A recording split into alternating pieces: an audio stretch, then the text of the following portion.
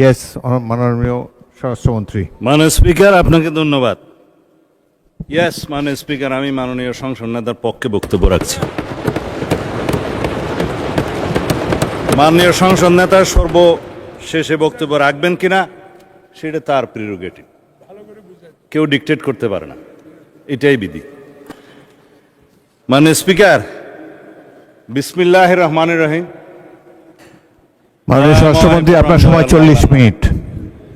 আমি কেন বলছি, আমি বলবো 40 মিনিটে শেষ করবেন। জি মাননীয় স্পিকার, আপনি দয়া করলে আরো বাড়িয়ে দিতে পারেন। দয়াময় পরম দয়ালু আল্লাহর নামে। বিরোধী দল এটা চায়, এটা কিন্তু 72-এর সংবিধানে ছিল না মাননীয় স্পিকার। আমরা এটা চাই। শহীদ রাষ্ট্রপতি জিয়াউর রহমান এইটা সংবিধানে গ্রহণ করেছিলেন।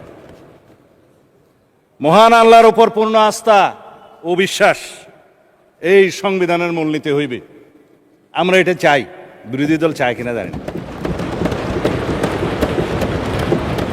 এটা পঞ্চম সংশোধনের মাধ্যমে শহীদ রাষ্ট্রপতি জিয়াউর রহমান সংবিধানের মূলনীতি এবং আর্টিকেল 8-এ রাষ্ট্র পরিচালনার মূলনীতিতে গ্রহণ করেছিলেন। এই দুই জায়গা থেকেই পঞ্চদশ সংশোধনের মাধ্যমে বিগত ফ্যাসিস্ট সরকার নির্মূল করে দিয়েছে। আমরা এটা পুনর্বহাল চাই। এগুলো ঐকমত্য কমিশনের এই গঠিত জুলাই সনদে থাকতে পারত। কোনো রাজনৈতিক দলের আপত্তি ছিল, তারা রাখেন। এই জন্যেই আমি আমার পরের বক্তব্য বলবো, এখানে আসছি বিরোধী দল সংস্কার চায়, সংবিধানের সংশোধনী চায় না। পুনর্লিখিত সংবিধান কেউ চেয়েছিল, যারা বিদেশ থেকে আমদানি হয়েছিল বিভিন্ন সংস্কার প্রস্তাব সহকারে। আমরা বলেছিলাম rewriting of constitution, new constitution, গণপরিষদ, এগুলো একই কথা। যে সংবিধান আমরা যা কিছুই সংশোধনী চাই, গ্রহণ করতে চাই, সেটা আমরা সংশোধনীতে আনি। তাল দপ করিয়া পড়িল নাকি পড়িয়া দপ করিল, এক কথাই তো মাননীয় স্পিকার। সংশোধনীতে আমরা চাই। এখন প্রস্তাবনার মধ্যে অনেকে প্রস্তাব করেছিলেন সংবিধানের প্রস্তাবনায় যে 71 এবং 24-কে বরাবর করে আমরা প্রস্তাবনায় নিয়ে আসি।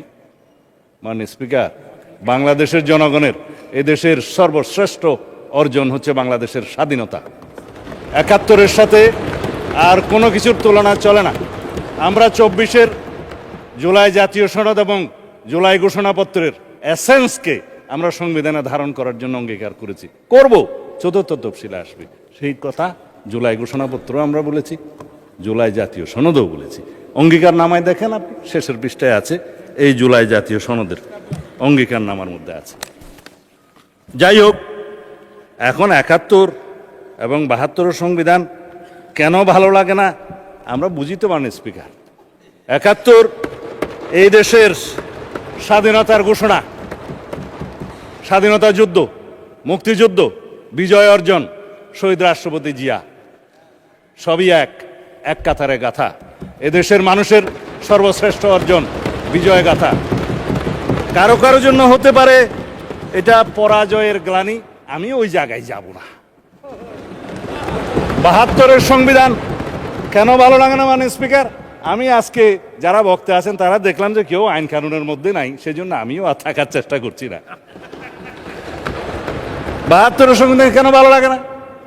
তফসিল 1-এর মধ্যে যে সমস্ত অর্ডারগুলোকে বৈধতা দেয়া হয়েছে, তার মধ্যে 3 নম্বরটা হচ্ছে দি কোলাবোরেটরস স্পেশাল ট্রাইব্যুনাল অর্ডার নম্বর 8, 1972, যার মাধ্যমে এদেশের স্বাধীনতা বিরোধী রাজাকার আলবদরদের বিচার করা হয়েছিল মাননীয় স্পিকার। যাই হোক, আমি এগুলো বলতে চাই না। যারা আদেশ নিয়ে কথা বলছেন, বলে যে আদেশও তো আইন। আমি কখনো স্বীকার করেছি আদেশ আইন না? সেই আদেশও তো আইন। বললাম তো এই আদেশও আইন। 151-এ যে সমস্ত অর্ডারকে রিপিল করা হয়েছে সেগুলো বাদে, সেগুলো আগে আইন ছিল। তারপরে যেগুলো কন্টেইন করা হয়েছে তফসিল 1-এ, সেগুলোর সিরিয়াল বাই বললাম প্রায় 27টার মতো আছে। 3 নম্বরের কথা তো বললামই। যে সমস্ত অর্ডার চতুর্থ তফসিলের 3, 3-এর 2, 3-এর 3 এই মতো করা হয়েছে বৈধ, কিন্তু সেই অর্ডার আর করার ইখতিয়ার নাই। 7ই এপ্রিল 1973-এর পরে জাতীয় সংসদের প্রথম বৈঠকের পরে তবে অ্যামেন্ডমেন্ট করার সুযোগ দেওয়া হয়েছিল 2 বছর, যাতে সংবিধানের সাথে সামঞ্জস্যপূর্ণ করা যায়। এই অর্ডারের আলাপ তো শেষ। সেই বক্তৃতা গতবারে দেওয়ার পরে আমি মনে করেছিলাম জাতির সামনে পরিষ্কার, বিরোধী দলীয় নেতৃবৃন্দের কাছে পরিষ্কার হবে যে এই লেজিসলেটিভ ফ্রড, যেটা কালারেবল অর্ডার, সেটা নিয়ে আর কোনোদিন কোনো বিতর্ক হবে না, যেটা রাষ্ট্রপতি করেছেন। জুলাই জাতীয় সনদ উইদিন ব্র্যাকেট সংবিধান সংস্কার আদেশ বাস্তবায়ন আদেশ 2025, এটা নিয়ে আর কোনোদিন কোনো বিতর্ক উঠবে না মনে করেছিলাম। আজকে আমি কনসেন্ট্রেশন দিতে চেয়েছিলাম অনলি জুলাই জাতীয় সনদ, যেটা ঐতিহাসিকভাবে স্বাক্ষরিত হয়েছে, সেটা কিভাবে বাস্তবায়ন করা যায় তার পদ্ধতি নির্ধারণ করি, চলুন সেই বিষয়ে আমরা আলোচনা করি। প্রস্তাব দিয়েছিলাম যে সংবিধান সংশোধন সংক্রান্ত একটা বিশেষ কমিটি, সংসদীয় কমিটি গঠন করা হোক, সবাইকে নিয়ে যারা এখানে রিপ্রেজেন্ট করছে জাতীয় সংসদে এবং স্বতন্ত্র সদস্য সহ। সেই বিষয়ে তারা মনোযোগ দিলেই পারতেন। আজকে অবশ্য মাননীয় বিরোধী দলীয় নেতার আমি মনোযোগ দিয়েই শুনেছি ওনার কথা। তাতে উনি বলেছেন সরকারি দল বিরোধী দল মিলেমিশে এক কাজ করব, রাস্তা খুঁজে বের করুন সংবিধান সংশোধন এবং আইন প্রণয়নের জন্য।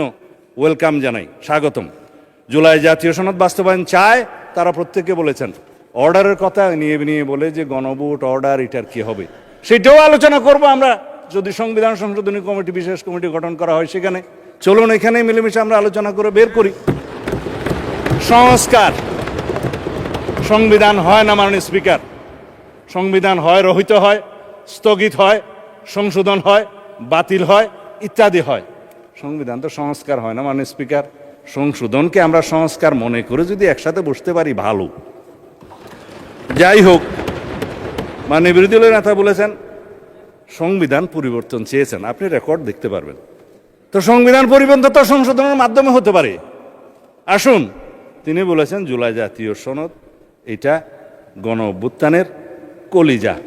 ধন্যবাদ মাননীয় স্পিকার ওনাকে, আপনার মাধ্যমে।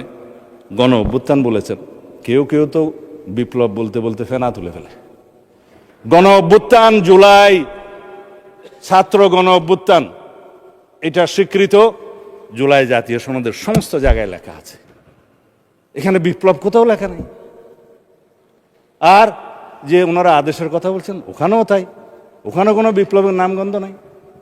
কিন্তু আমরা জিজ্ঞেস করব, আমরা কি ছাত্র গণ অভ্যুত্থানের অভিপ্রায়কে সম্মান করতে চাই? আসুন, এখানে সবাই অভিপ্রায়ের কথা বলে, যে অভিপ্রায়ের দোহাই দেওয়া হচ্ছে। আমি সংবিধানের প্রস্তাবনার কথা বলবো। সংবিধানের প্রস্তাবনার 4র্থ প্যারায় আপনি দেখবেন এই সংবিধান জনগণের অভিপ্রায় হিসাবে প্রাধান্য পাইবে।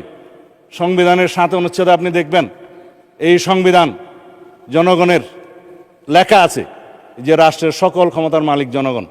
এই ক্ষমতা প্রয়োগ হইবে এই সংবিধানে প্রদত্ত অধীনে ক্ষমতা বলে, জনগণ যেভাবে চায়। আরেক জায়গায় আপনি দেখবেন এই সংবিধান হচ্ছে মানে সুপ্রিমেসি অফ দি কনস্টিটিউয়েন্সি বলতে যেটা বোঝায়, যে এই সংবিধান হচ্ছে প্রজাতন্ত্রের সর্বোচ্চ আইন। একজন আজকে আমাদেরকে সবক দিল যে এই পার্লামেন্ট নাকি সুপারিন না। আমি মাননীয় স্পিকার কি করবো বুঝতে পারছিলাম না। 1 নম্বর অনুচ্ছেদ এই সংবিধানের article 1, this Bangladesh is a unitary independent and sovereign republic. এবং এই সোভারেইন রিপাবলিকের সোভারেইন ক্ষমতার মালিক হচ্ছে আর্টিকেল 7 অনুসারে জনগণ। সেই জনগণের ক্ষমতাটা প্রয়োগ করে এই সংবিধানের অধীন এবং কর্তৃত্বে, সেই সংবিধানের অধীন এবং কর্তৃত্বে নির্বাচন কমিশন নির্বাচন দিয়েছে। সেই সোভারেইন জনগণ আমাদেরকে ভোট দিয়েছে, এই সোভারেইন পার্লামেন্টে পাঠিয়েছে। যার কারণে আমরা আজকে এখানে যা কিছুই আলাপ করব সেটা জুডিশিয়ারির বিরুদ্ধে সারাদিন যদি আমরা বলি, জুডিশিয়ারির কাছে কেউ এটা মামলা করার ক্ষমতা নাই, তাকেই বলা হয় সোভারেইন এখতিয়ার। এখন এই সোভারেইনটিকে যদি এক্সপ্লেন করার জন্য এখানে মাস্টারি করতে হয়, প্রফেসরি করতে হয়, মাননীয় স্পিকার আইন কখন প্রণয়ন করবো আর কখন ভাষণ দেবো। যাই হোক, এটাতে আমি আর যেতে চাই না। দেশনেত্রী বেগম খালেদা জিয়া কবরে প্রশান্তিতে শুয়ে আছেন। তিনি বলেছিলেন, আমি অনেকের সাথে কন্ট্রাডিক্ট করে বলছি, এই সংবিধান ছুঁড়ে ফেলে দেয়া হবে যদি জনগণের সরকার প্রতিষ্ঠা হয়। এটা একটা মেটাফোর, পলিটিক্যাল রূপক মেটাফোর।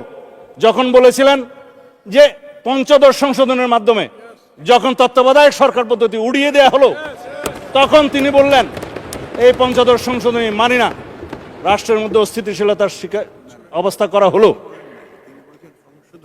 হ্যাঁ, আমি ওইটাতেই আসছি। ওনারা ডকুমেন্ট দেখাচ্ছেন আমাদের মহাসচিব, উনি বলেছিলেন এই সংবিধানের পঞ্চদশ সংশোধনীকেই উদ্দেশ্য করে যে এই সংশোধনী ছুড়ে ফেলে দেয়া হবে। মানি ছুড়ে ফেলে তো দিয়েছি। পঞ্চদশ সংশোধনী আনকনস্টিটিউশনাল ডিক্লেয়ার হয়েছে সার্টেন পোর্শন 6টা, 7 ক খ, আর্টিকেল 44 যেটা হাইকোর্টের ক্ষমতা, এবং 142। এরপরে আছে তত্ত্বাবধায়ক সরকার পদ্ধতি বিলুপ্ত করার যে আর্টিকেল 58 ক এবং 2 ক পরিচ্ছেদ। খালাস 15th অ্যামেন্ডমেন্টের মেইন জিস্ট। তারপরে এই 15th অ্যামেন্ডমেন্টের মানে স্পিকার 55টা দফা, ব্যারিস্টার বন্ধুরা পড়তে পারেন। 55টা দফার মধ্যে এই 6 দফা নাই। আরেকটা নিশ্চিত করা হয়েছে নিরীহ আইন, এটা পরিবেশ সংক্রান্ত দফা। বাকি রইল বাকি 55টার মধ্যে বাকিগুলার কি হবে? হাইকোর্ট বলে দিল এগুলা পার্লামেন্টের ব্যাপার, পার্লামেন্ট ডিসাইড করবে এই সব পলিটিক্যাল ইস্যুস। দেখেন ভার্ডিক্টে লেখা আছে কিনা। এই সেই পার্লামেন্ট যেখানে পঞ্চদশ সংশোধনের বাকি ইস্যুগুলোকে আমরা নাই করে দেব। কারণ যিনি রিড করেছিলেন তিনি চেয়েছেন পূর্ণাঙ্গ পঞ্চদশ সংশোধনী বাতিল করা হোক। হাইকোর্ট 6টা ভার্ডিক্ট দিয়েছে, 6টা বাতিল করেছে, একটা রিইনস্টেট করেছে নিরীহ আইন। বাকিগুলোর ব্যাপারে পার্লামেন্টকে বলেছে যে এটা political questions to be decided by the next parliament. This is the next parliament to decide. আসি এখন জুলাই জাতীয় সনদ, অর্থাৎ জনপ্রত্যাশিত সংস্কার প্রস্তাবে আর কি কি অন্তর্ভুক্ত হতে পারত। কেবল প্রস্তাবনার কথাটা বলেছি, বাকিগুলো এখন বলবো। আর জুলাই জাতীয় সনদে যা কিছু অন্তর্ভুক্ত করা হয়েছে সেটা নিয়ে তো একটু বড় কথা বলবই। আর রাজনৈতিক সমঝোতা হওয়ার পরেও শেষ মুহূর্তে যে সংস্কার ঐকমত্য কমিশন যা কিছু বাদ দিয়েছে সেই কথা এখন একটু বলি। প্রস্তাবনার মধ্যে যা কিছু বাদ দিয়েছে সেটা তো বললাম। রাষ্ট্র পরিচালনা মূলনীতি হিসাবে যেটা বললাম, মহান আল্লাহর উপর আস্থা এবং বিশ্বাস, পূর্ণ আস্থা এবং বিশ্বাস, ঐকমত্য হয়েছিল, লেখা হয় নাই সনদে।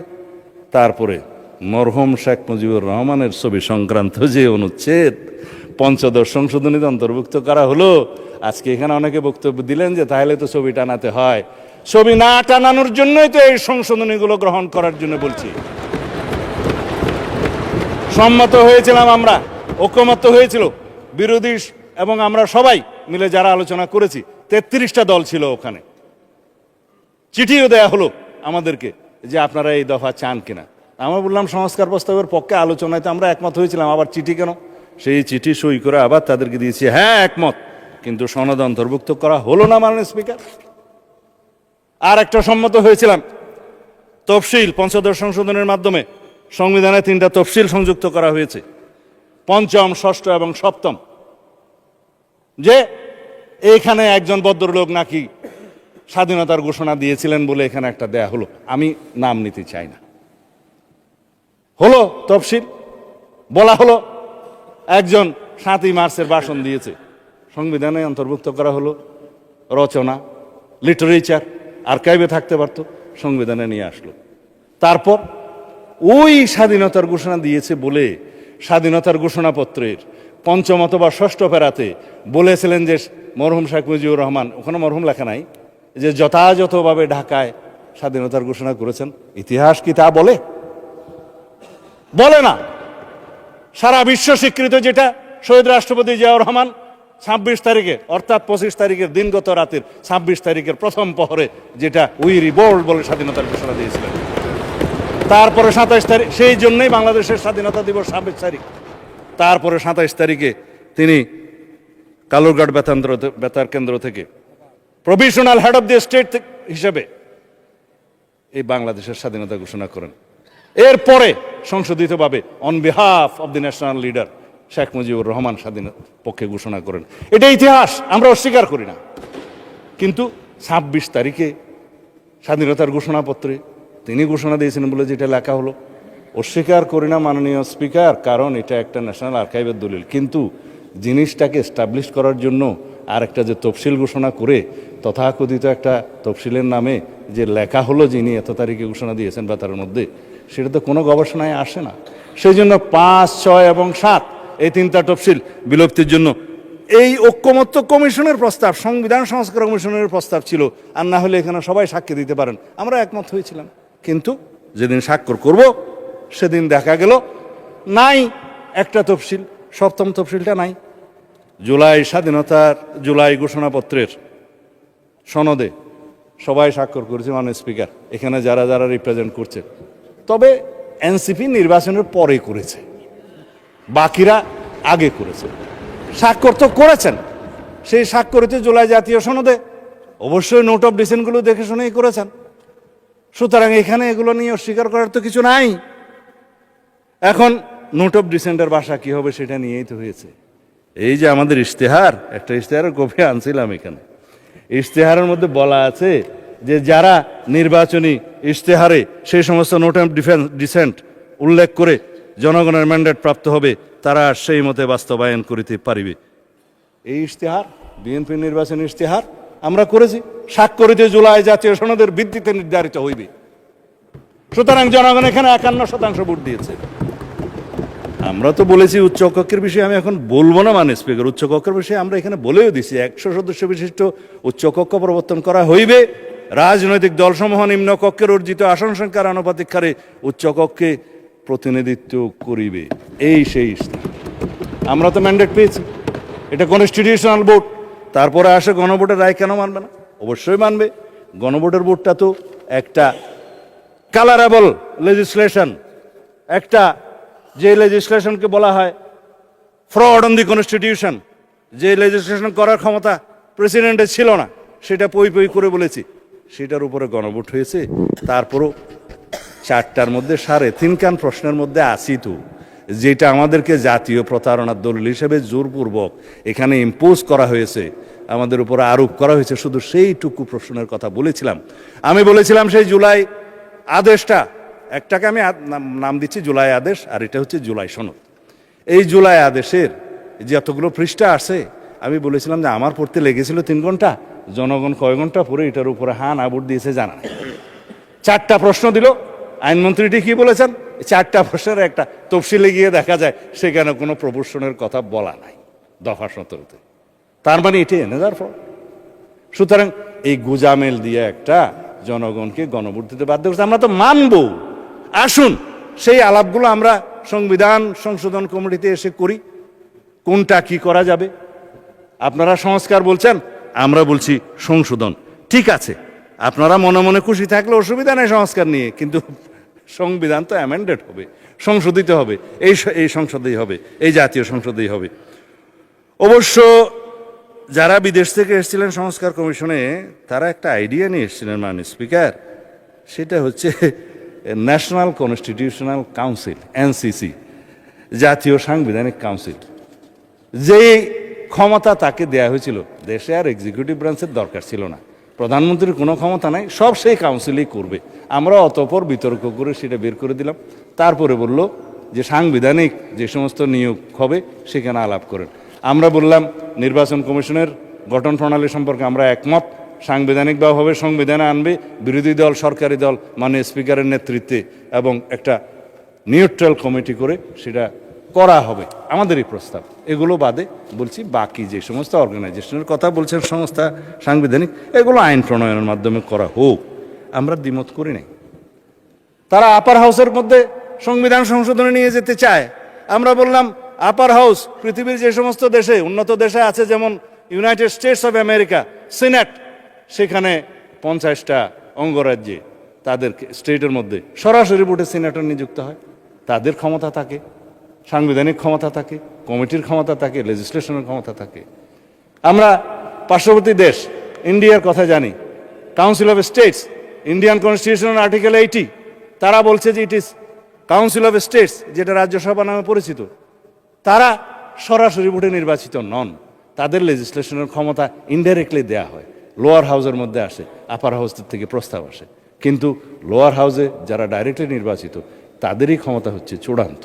মানে স্পিকার, একটা অনির্বাচিত বডি যেখানে জনগণ সরাসরি তাদের সার্বভৌম ক্ষমতা দেয়নি, সেখানে সার্বভৌম পার্লামেন্টের ক্ষমতাকে খর্ব করে আপনি সংবিধানের যেটা চূড়ান্ত আইন, রাষ্ট্রের সর্বোচ্চ আইন, সেটা সংশোধন করতে দিবেন, এটা ন্যায্য নয়। আমরা একমত হইনি। সেই প্রশ্নটাও গণভোটের মধ্যে কেন দিতে হলো? যাই হোক, এখন আমি সেই আলাপে যাব না। আমি শুধু অনেক কথাই এখানে বলে ফেলেছি। জনগণের অভিপ্রায়ের চূড়ান্ত অভিব্যক্তি রূপে সংবিধান হচ্ছে চূড়ান্ত আইন। সবাই অভিপ্রায়ের কথা বলেন, জুলাই গণ অভ্যুত্থানের, ছাত্র গণ অভ্যুত্থানের অভিপ্রায়ের কথা বলেন। আসুন, সে অভিপ্রায় হিসাবে জনগণের সে অভিপ্রায়কে চূড়ান্ত রূপ দিতে গেলে সংবিধানে আগে আনতে হবে। তারপরেই প্রথমবারের মতো যখন অভিপ্রায়কে সংবিধানে আনা হলো, তখন সেটা 4 নভেম্বর 1972 সংবিধান হিসেবে পরিণত হলো এবং সেটা অভিপ্রায়ের অভিব্যক্তি হিসাবে, মানে প্রকাশ হিসাবে গৃহীত হলো। This is called constitution. এখন আমরা এই অভিপ্রায়কে, জুলাই ছাত্র গণ অভ্যুত্থানের অভিপ্রায়কে আমরা ধারণ করি, কনস্টিটিউশনে নিয়ে আসি, অভিপ্রায়কে মূল্যায়ন করি, অভিব্যক্ত করি, প্রকাশিত করি, তখন সেই অভিপ্রায়ের মূল্যায়ন হবে। আদারওয়াইজ এই অভিপ্রায় তো রাস্তায় মিছিল দিতে পারবেন। কিন্তু অভিপ্রায়কে সংবিধানে ধারণ করার জন্য এই পার্লামেন্টে আসতে হবে, অ্যামেন্ডমেন্ট নিয়ে আসতে হবে। সেই অভিপ্রায়গুলোকে আমরা ধারণ করব। আমরা সম্মান করি জুলাই ছাত্র গণ অভ্যুত্থানের আবেগকে, আমরা সম্মান করি তাদের আকাঙ্ক্ষাকে, শহীদের স্বপ্নকে। সে অভিপ্রায়কে আমরা ধারণ করার জন্য তো সংবিধান সংশোধন করতে চাই, মাননীয় স্পিকার। যাই হোক, এখন যারা শহীদ রাষ্ট্রপতি জিয়াউর রহমানের 5ম সংশোধন নিয়ে কথা বললেন, 2 লাইন না বললে রেকর্ডে থেকে যাবে, সেই জন্যই বলি। 5ম সংশোধনী যেভাবে উড়িয়ে দেওয়া হয়েছে, একইভাবে 3য় সংশোধনী তত্ত্বাবধায়ক সরকার বিল উড়িয়ে দেওয়া হয়েছিল। আমি বলি ইনজাস্টিস খায়রুল হক, সরি, এটা unconstitutional word, I would draw. এই জাস্টিস খায়রুল হক 3য় সংশোধনী উড়িয়ে দিলেন এবং কিছু অবজারভেশন দিলেন যে পার্লামেন্ট মে কনসিডার বলে, শ্যাল বলতে পারে না, যেহেতু judiciary cannot dictate the sovereign parliament. এইখানে again sovereignty of the parliament প্রমাণিত। জুডিশিয়ারির হাত এখানেই সীমাবদ্ধ যে এই সুভারেইন লেজিসলেচারকে, পার্লামেন্টকে ডিকটেট করতে পারে না, সাজেস্ট করতে পারে। এবং এখানকার পাশকৃত যে কোনো অ্যামেন্ডমেন্ট, আইন, সংবিধান হোক আর যাই হোক, ইন্টারপ্রিট করতে পারে একজন ব্যারিস্টার সদস্য বলেছেন। হ্যাঁ, supreme court is the guardian of the constitution, interpret করতে পারে কনস্টিটিউশনের। এবং ইন্টারপ্রিটের পরে যদি মনে হয় যে এটা তাদের বিবেচনায় আনকনস্টিটিউশনাল কোনো বিধান, ডিক্লেয়ার করতে পারে আল্টা বায়ার্স দ্য কনস্টিটিউশন, এবং নাল অ্যান্ড ভয়েড যাই হোক, যেই ভাষাই হোক, করতে পারে। ওইখানেই সীমাবদ্ধ। কিন্তু পার্লামেন্ট সেইটার অনুবলে তারা বলতে পারে না যে পার্লামেন্টকে এই এনাক্টমেন্ট নিতে হবে। আমাদেরকে এখনো সেই জন্য বলি, তত্ত্বাবধায়ক সরকার বিল আমাদেরকে এখানে গ্রহণ করতে হবে, মাননীয় স্পিকার। 3য় সংশোধন বিলের মাধ্যমে জাজমেন্টকে তো তাই বলতে হবে, জুডিশিয়ারিকে তাই বলতে হবে। 3য় সংশোধনীকে যে আনকনস্টিটিউশনাল ডিক্লেয়ার করলো, সেইটাকে আবার রিভিউতে বলা হলো নো, 3য় সংশোধনী লেজিটিমেট এনাক্টমেন্ট।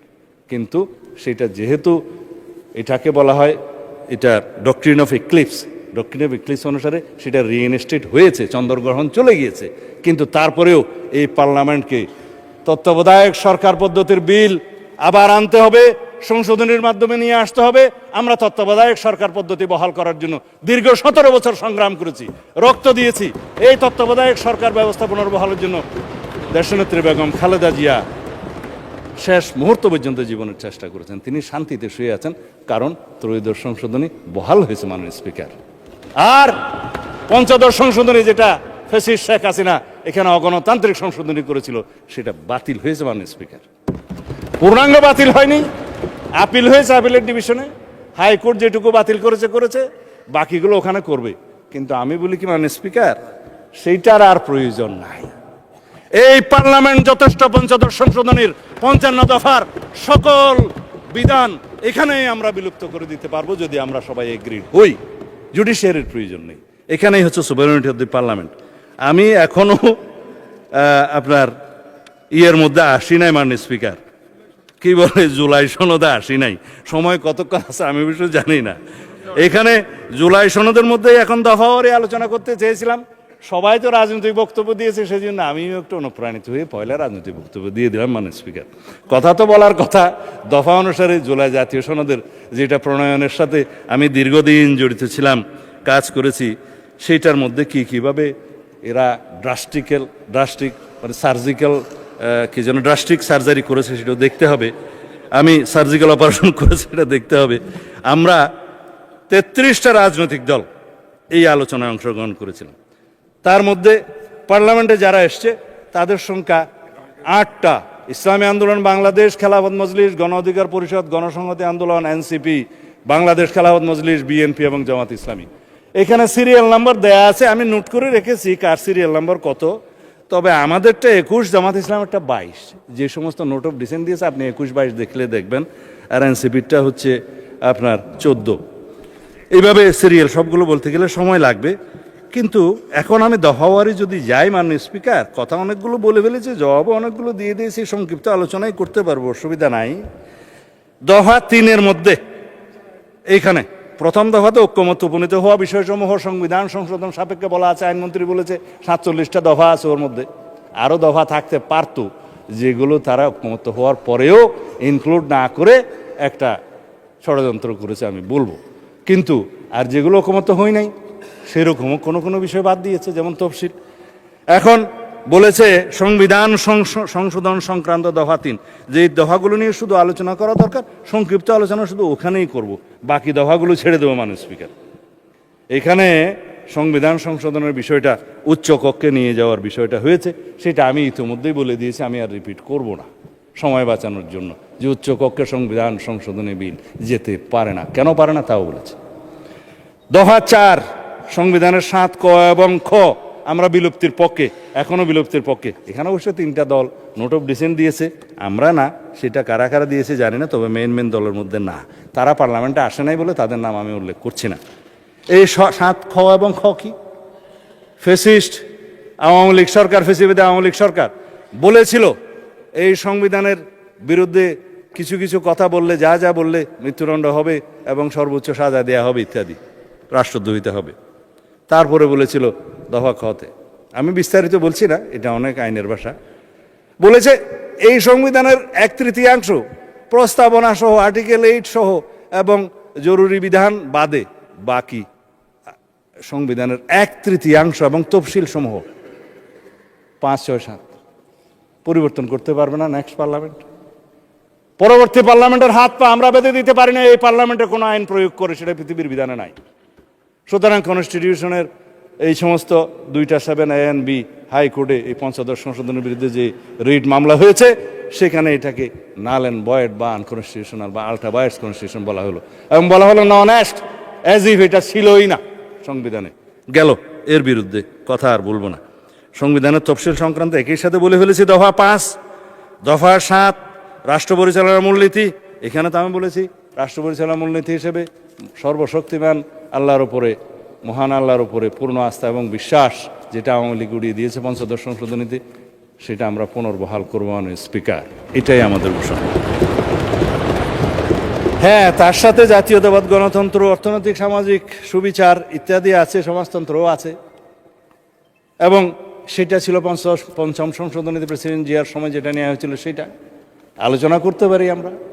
তারপরে সংস্কার কমিশনে একটা প্রস্তাব তারা দিয়েছিল যে সাম্য, মানবিক মর্যাদা এবং ধর্মীয় স্বাধীনতা ও সম্প্রতি উল্লেখ করা যায় কিনা। আমরা বললাম যে খুব যায়, এখানে সাম্য, মানবিক মর্যাদা এবং ধর্মীয় স্বাধীনতা ও সম্প্রীতি, এটা একটা নিরীহ প্রস্তাব এবং ভালো প্রস্তাব, আমরা এটা গ্রহণ করতে পারি মাননীয় স্পিকার।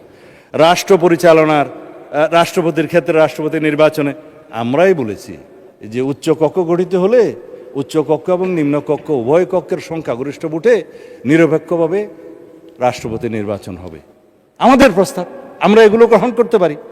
এবং রাষ্ট্রপতির ক্ষমতা ও দায়িত্বের মধ্যে আমরা চেক অ্যান্ড ব্যালেন্স করতে পারি, সেটা আমাদের প্রস্তাব। এটা দফা 11। হ্যাঁ, দফা 14 নিয়ে কথা বলতে চেয়েছিলাম মাননীয় স্পিকার। আমি ধন্যবাদ জানাই আজকের সংসদ নেতা মাননীয় প্রধানমন্ত্রী জনাব তারেক রহমানকে। তিনি সরাসরি নির্দেশনা দিয়েছিলেন প্রধানমন্ত্রীর মেয়াদ 10 বছরের বেশি হতে পারবে না। যদিও গভর্নমেন্ট ইন ওয়েটিং হিসাবে তিনি জানতেন বাংলাদেশের জনগণ, দেশনেত্রী বেগম খালেদা জিয়া তখন জীবিত, হয় তাকে অথবা কোনো কিছু হলে তারও বর্তমানে আমাদের নেতা জনাব তারেক রহমানকে প্রধানমন্ত্রী এই দেশের মানুষ বানাবেন। জেনে শুনেও তিনি বলেছেন নো, 10 বছরের বেশি কোনো প্রধানমন্ত্রীর মেয়াদ হতে পারবে না, যত মেয়াদেই হোক যতবারই হোক সংবিধান সংশোধন করেন। আমি প্রস্তাব দিয়েছিলাম ঐক্যমত্য কমিশনে, সবাই রাজি হয়েছে, কোনো নোট অফ ডিসেন্ট নাই। কেননা আমরা চাই না ব্যক্তিতান্ত্রিক স্বৈরতান্ত্রিকতা, দলতান্ত্রিক স্বৈরতান্ত্রিকতা, এখন আয়কতান্ত্রিক রাষ্ট্র ব্যবস্থা বা একদলীয় রাষ্ট্র ব্যবস্থার এবং পার্লামেন্টারি স্বৈরাচারের কোনোদিন আর উৎপাত না হোক, উৎপত্তি না হোক, এখানেই শেষ। সেটাকে আপনারা প্রশংসা করবেন না, আমি মনে করছিলাম বিরোধী দল থেকে হাততালি পাবো। একবার তো দিবেন, টেবিল চাপড়াইয়ে দেন।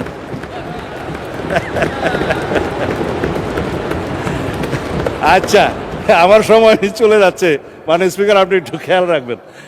প্রধানমন্ত্রী একই সাথে লিডার অফ দি হাউস হতে পারবেন কি পারবেন না প্রশ্ন উঠছে, দলীয় প্রধান হতে পারবে কি পারবে না প্রশ্ন উঠছে। দফা 15 এই জুলাই জাতীয় সনদের এখানে কিছু কিছু নোট অফ ডিসেন্ট দিয়েছে। তো এখানে আমার মনে হয় আমরা যেটা দিয়েছি যে প্রধানমন্ত্রী ট্রেডিশন মাফিক, এটা decorative, leader of the house, এটা কোনো মন্ত্রিত্ব না, হাউসকে লিড করতে হয়, ডিসিশন দিতে হয়, সেটা থাকতে পারে। জামাত ইসলামের বন্ধুরা বলছিলেন হ্যাঁ এটা বোধহয় থাকা যায়, তবে দলীয় প্রধান বোধহয়, আমরা বললাম যে দলীয় প্রধান থাকলে পৃথিবীর বিভিন্ন দেশে ডেমোক্রেটিক প্র্যাকটিস, শুধুমাত্র দলীয় প্রধান হওয়ার কারণে কি তার প্রধানমন্ত্রিত্ব হওয়াটা হরণ করা যায়? সেটা তার ডেমোক্রেটিক রাইট। সুতরাং আমরা বলেছি দলীয় প্রধান প্রধানমন্ত্রী হবেন কি হবেন না সেইটা তার রাইট, তার ডেমোক্রেসির উপর, গণতান্ত্রিক অধিকারের উপর হস্তক্ষেপ করা যাবে না। সুতরাং আমরা নোট অফ ডিসেন্ট দিয়েছি। আশা করি আপনারা হাততালি না দিলেও মোটামুটি সম্মত থাকবেন। যাই হোক, তারপরে তত্ত্বাবধায়ক সরকার ব্যবস্থার মধ্যে 21টা দফা আছে, মানে স্পিকার দফা নম্বর 16। এখানে এই 21টা দফার মধ্যে আমরা তো সবাই বললাম তত্ত্বাবধায়ক সরকার পদ্ধতি আমরা গ্রহণ করতে চাই। এই জন্যই দীর্ঘ 17 বছর আমরা আন্দোলন সংগ্রাম করেছি, রক্ত দিয়েছি, জীবন দিয়েছি। কিন্তু গঠন প্রণালী নিয়ে 2-1টা দফায় বিরোধী দলীয় বন্ধুদের সাথে আমাদের একটু আলোচনা প্রয়োজন। আমরা বলেছি সবাই মিলে তত্ত্বাবধায়ক সরকার পদ্ধতি আমরা গঠন করব, কিন্তু রাষ্ট্রপতি যে লাস্ট অপশন আছে, রাষ্ট্রপতিকে আমরা তত্ত্বাবধায়ক সরকারের প্রধান উপদেষ্টা হওয়ার আর সুযোগ দিতে চাই না, আমাদের প্রস্তাব। কিন্তু সর্বশেষ পদ্ধতি হিসাবে জুডিশিয়ারিকে বাদ রেখে আর কোনো বিকল্প প্রস্তাব আমরা নিতে পারি কি না সেটা আমরা জাতীয় সংসদে আলাপ আলোচনার মধ্য দিয়ে বের করব। এখানে ওনারা একটা ভোটিং ব্যবস্থা করতে বলেছিলেন, এটাকে কি একটা যেন ভোট বলা, আমি ভুলে গেছি, হ্যাঁ কি একটা ভোট যেন বলেছিল এটা আর কি, হ্যাঁ র্যাঙ্ক চয়েস ভোট। আমরা যে র্যাঙ্ক চয়েস ভোটের মধ্যেও গাফলতি আছে। সুতরাং আমরা জাতীয় সংসদে এই বিষয়টা আলোচনা করি, একটা বিষয় আমরা বের করতে পারবো, সেই জন্য নোট অফ ডিসেন্ট দেওয়া হয়েছে। তত্ত্বাবধায়ক নিয়ে কোনো কারো দ্বিমত নাই। যাই হোক, মানে স্পিকার, এরপরে আসলো দ্বিকক্ষ বিশিষ্ট আসন সৃজন। এটা তো বললাম দ্বিকক্ষে 100 সদস্য, আমরা সবাই রাজি, এবং দ্বিকক্ষের এখতিয়ার নিয়ে, গঠন প্রণালী নিয়ে কিছু একটু বিরোধ আছে, সেটা আমরা এখানে আজকে বড় প্রশ্ন হিসেবে দেখছি যে দ্বিকক্ষের ক্ষমতা, একটু আগে আমি আলোচনা করেছি, সংবিধান সংশোধনী ওখানে যাবে না, বাট আইন প্রণয়নের একটা পর্যায়ে এখান থেকে আইন ওখানে যাবে, তারা আলোচনা করবে, 1 মাস সময়ের ভিতরে হয় সিদ্ধান্ত দিবে, সুপারিশ করবে, অথবা ফেরত দিবে, সেই পর্যন্ত আমরা একমত। কিন্তু সংবিধান সংশোধনের বিষয়ে আমরা উচ্চকক্ষের এখতিয়ার রাখতে চাই না। আর কোন পদ্ধতি গঠন প্রণালী হবে, ওনারা বললেন প্রপোর্শনেট, আমরা বললাম আমাদের নোট অফ ডিসেন্ট আছে, আমরা জনগণের ম্যান্ডেট পেয়েছি, আসনের অনুপাতে যা হবে তাই আমরা পাবো, এখানেই হচ্ছে দ্বিমত। আসন আলোচনা করি। তারপরে আসলো মাননীয় স্পিকার নারী সদস্যের বিষয়ে। আমরা বললাম যে আসুন 50টা নারী সদস্যের আসন রিজার্ভ রাখি, মোট সদস্য আমরা 100তে উন্নীত করবো, ক্রমান্বয়ে 10% করে আমরা বাড়াই না, প্রথম সংসদে, এই সংসদে 10% আমরা অ্যামেন্ডমেন্ট নিয়ে আসি, পরে 5% করে করে বাড়বে। কিন্তু ওনারা সম্মত হলেন, কিন্তু একজনকেও নমিনেশন দিলেন না মাননীয় স্পিকার এইবার 5%। যাই হোক, আমি এটা শিকায়ত করতে চাই না, ভবিষ্যতে দিবেন আর কি, এইবার হয়তো অভাবটা অফিস। তারপরে দফাতে এসে ডেপুটি স্পিকার পদে প্রণয়ন, আমাদের মাননীয় প্রধানমন্ত্রী, আমি উপস্থিত ছিলাম, মানে বিরোধী দলীয় নেতাকে বললেন যে জুলাই সনদ বাস্তবায়ন শুরু করি, চলেন ডেপুটি স্পিকারটা আপনারা নেন, নাম দেন। সর্বশেষ শুনলাম ওনারা একটা প্যাকেজ ডিল করতে চান, সিঙ্গেল করবেন না। তা এখন তো ট্রেন চলে গেছে মাননীয় স্পিকার, আমরা তো দিতে চেয়েছিলাম আগের থেকে অ্যাকশন। এখন আসুন সংবিধান সংশোধন করার পরে আমরা ডেপুটি স্পিকারের 2টা পদ সৃজন করলে একটা আপনারা পাবেন, আপার হাউসেও পাবেন, লোয়ার হাউসেও পাবেন। সংশোধন না করলে কোত্থেকে পাবেন? তবে স্থায়ী কমিটির সভাপতি হিসাবে 4টা সংসদীয় কমিটি, গুরুত্বপূর্ণ কমিটি সহ অন্যান্য কমিটিগুলোতে সভাপতি বিরোধী দলীয় সদস্যদের থেকে হবে আসনের অনুপাতে যা পান। এখন মাশাল্লাহ আপনারা তো 68টা পেয়েছেন, আরও মিলে হয়তো 77টা হয়েছে, ভালোই পাবেন। আসুন আমরা এটা সংসদে আলোচনা করে ঠিক করি। এগুলাই তো আমরা নিতে চেয়েছি। এবং 70 দফা 70 অনুচ্ছেদ জাতীয় সংসদের, এইটা নিয়ে আমাদের মাননীয় সংসদ সদস্যগণ খুবই উৎফুল্ল। আজকে আমি আমাদের মাননীয় সদস্যকে বলছিলাম যে যা মন চাই বলেন, আজকে 70 বিধি আপনার জন্য উন্মুক্ত, কারণ এখানে নাই। আপনি দলের বিরুদ্ধে ভোট দিতে পারবেন 4টা ক্ষেত্র বাদে। 2টাতে সবাই একমত হয়েছিল, আস্থা ভোট এবং অর্থ বিল। আমরা বলেছিলাম না, এর বাইরে আর 2টা থাকা দরকার, সংবিধান সংশোধনী বিল এবং যুদ্ধ পরিস্থিতি সংক্রান্ত যে জরুরি অবস্থা হবে সেই সময় যেন দলের বিরুদ্ধে ভোট না দিতে পারে। জাতীয় নিরাপত্তার প্রশ্নটা জড়িত, উইদিন ব্র্যাকেট যুদ্ধ পরিস্থিতি, এই 2টা রাখেন। আমরা নোট অফ ডিসেন্ট দিয়েছি, আমরা জনগণের ম্যান্ডেট পেয়েছি, সেই হিসাবে যাব। বাকি সব বিষয়ে মাননীয় সংসদ সদস্যগণ, under the sun anything you can discuss here. কোনো দল আপনার বিরুদ্ধে, সরকারি দল কোনো ব্যবস্থা নিতে পারবে না, বিরোধী দল ব্যবস্থা নিতে পারবে না। সংসদ সদস্য বল বহাল থাকবে, এই সংসদ এলাইভ হবে। যাই হোক, এরপরে বাকি যে সমস্ত বিষয় আছে নির্বাচন ব্যবস্থা বিষয়ে, এটা আমরা তো বললাম যে আমরা একটা স্বাধীন নির্বাচন কমিশন গঠন করব, সবাই মিলে আলাপ আলোচনা করে।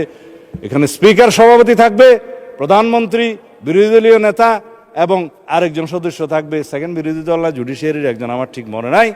সবাই মিলে থাকবে। এখানে কোনো সরকারি দলেরও প্রাধান্য থাকবে না, বিরোধী দলেরও প্রাধান্য থাকবে না।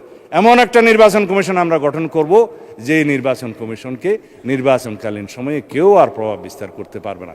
আমাদেরই প্রস্তাব ছিল এই যেগুলা বলে সাংবিধানিক সংস্থাসমূহে নিয়োগের ক্ষেত্রে যে এনসিসি করার কথা ছিল, আমরা যে এনসিসি লাগবে না, আসুন এটা এখানেই আনি। তারপর অন্যান্য সাংবিধানিক কিছু প্রতিষ্ঠানের বিষয়ে কথা বলা হয়েছে। আমরা বললাম যে এটা আমরা স্ট্রং আইন করি, শক্তিশালী আইন প্রণয়নের মধ্য দিয়ে সেগুলো আমরা ব্যবস্থা নেব। বিচার বিভাগের কথা মাননীয় স্পিকার কি বলবো, এখন বিচার বিভাগের কথা বললে তো অসম্ভব ব্যাপার। প্রধান বিচারপতি নিয়োগের ক্ষেত্রে আমরা বলেছিলাম একটা অপশন থাকুক, যাতে আর কোনোদিন আগের মতো যে আমাদের এক্সপিরিয়েন্স হয়েছে যে কি যেন এটা শপথবদ্ধ রাজনীতিবিদদেরকে আমাদের আর যেন দেখতে না হয় আমরা সেই জন্য বলেছি প্রধান বিচারপতি হবে অ্যাপিলেট ডিভিশন থেকে নিযুক্ত। আগে সংবিধানে এটা ওপেন ছিল, কোত্থেকে নিযুক্ত হবে সেটা নির্ধারিত ছিল না। আমরা বলছি আপিল বিভাগের বিচারকদের মধ্য থেকে নিতে হবে। আর 2টা অপশন থাকতে হবে, জ্যেষ্ঠতম 2 জনের মধ্য থেকে প্রধান বিচারপতিকে নিয়োগ করতে হবে। এগুলো খুব সামান্য বিষয়, আমরা ডিসকাস করে এখানে একমত হতে পারি, যেটা জুলাই জাতীয় সনদে ছিল। এখন অন্যান্য বিষয়ের মধ্যে যে সমস্ত গুরুত্বপূর্ণ বিষয়, তা হলো আসুন বিচার বিভাগের স্বাধীনতা নিয়ে কথা বলি। আজকে বিচার বিভাগের স্বাধীনতা দেখেন, আজকেও একটা পত্রিকায় এসছে, মাননীয় স্পিকার আমি এখানে হয়তো দেখালে উকোটা ভুল হবে না, কার্যকরের আগেই সিন্ডিকেটের কবলে সুপ্রিম কোর্ট সচিবালয়। আমরা বলেছিলাম আর্টিকেল 116 অনুসারে আপনি সংবিধান যেটা আনকনস্টিটিউশনাল ঘোষণা করেছে, যে ইন কনসালটেশন অফ দি প্রেসিডেন্টের যেটা ক্ষমতা, in consultation of the chief justice, সেটা ওই পোর্শনটা আনকনস্টিটিউশনাল ঘোষণা করেছে মানি। কিন্তু আপনি সুপ্রিম কোর্টের সচিবালয় অধ্যাদেশটা করলেন, কারোর সাথেই আলাপ আলোচনা করলেন না। সংবিধানের অনুচ্ছেদ অনুসারে এখানে যদি আমরা আলাপ আলোচনা করে একটা আইন প্রণয়ন করে শক্তিশালী, সেটাই কি ভালো হতো না?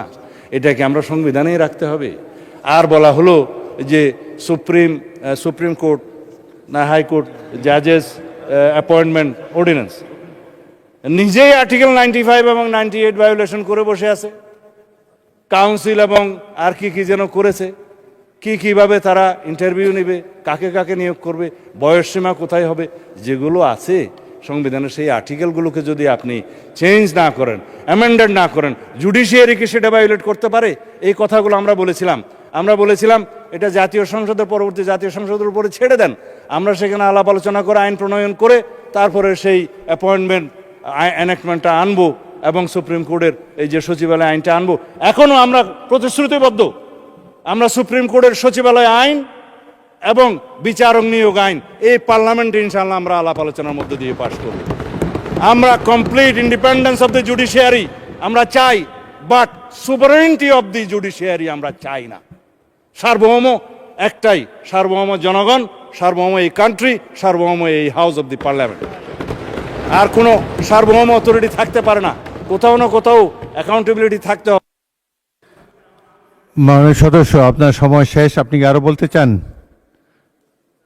আচ্ছা, 3 মিনিট সময় বাড়িয়ে দেওয়া হলো আপনাকে। যাই হোক, আমার তো ফ্লুটাই নষ্ট হয়ে গেল। আমার স্পিকার, এখন আমি আর কি বলতাম, যদি আপনি 3 মিনিটে শেষ করেন। সময় দেন তাহলে 5 মিনিট দিতে পারেন, আমি একটু সাম আপ করি। আচ্ছা, 5 মিনিটে বলেন, শেষ করেন। আচ্ছা, মানে স্পিকার এখন থেকে কোনো, যাই হোক, আমি আর এই সমস্ত জায়গার মধ্যে যাব না, সময় শেষ। আর আইন, অধ্যাদেশ, বিধি বিধান এগুলো প্রণয়নের মাধ্যমে এইখানকার 47-এর পরে বাকি যা কিছু আছে জুলাই সনদের সব কিছু বাস্তবায়ন করা যাবে। আইন নিয়ে, কানুন নিয়ে, বিধিবিধান নিয়ে, সংবিধান, এইখানে তো সংবিধান পরিবর্তন করতে হবে না, সুতরাং এই পার্লামেন্টে আমরা আলোচনা করবো মাননীয় স্পিকার। সুতরাং এই জুলাই জাতীয় সনদ 2025-এর সকল দফা এবং অঙ্গীকারনামা শতভাগ আমরা পরিপূরণ করতে অঙ্গীকারাবো, প্রতিশ্রুতিবদ্ধ।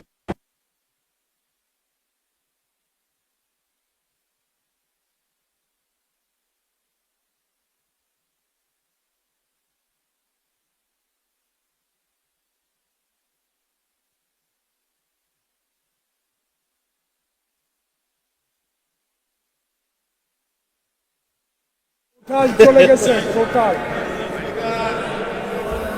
টোটাল চলে গেছে। মাইকে পুরো হাউসের মাইক নাই আমাদের।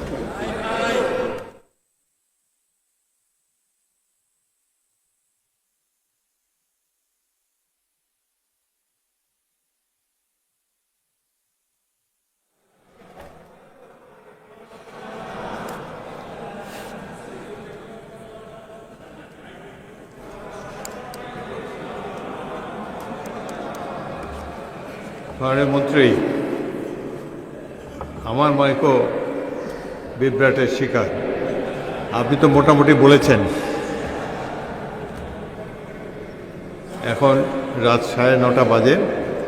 আপনার কি কোনো কথা বাকি আছে এখন? আমার তো মনে হয় you have covered all the points.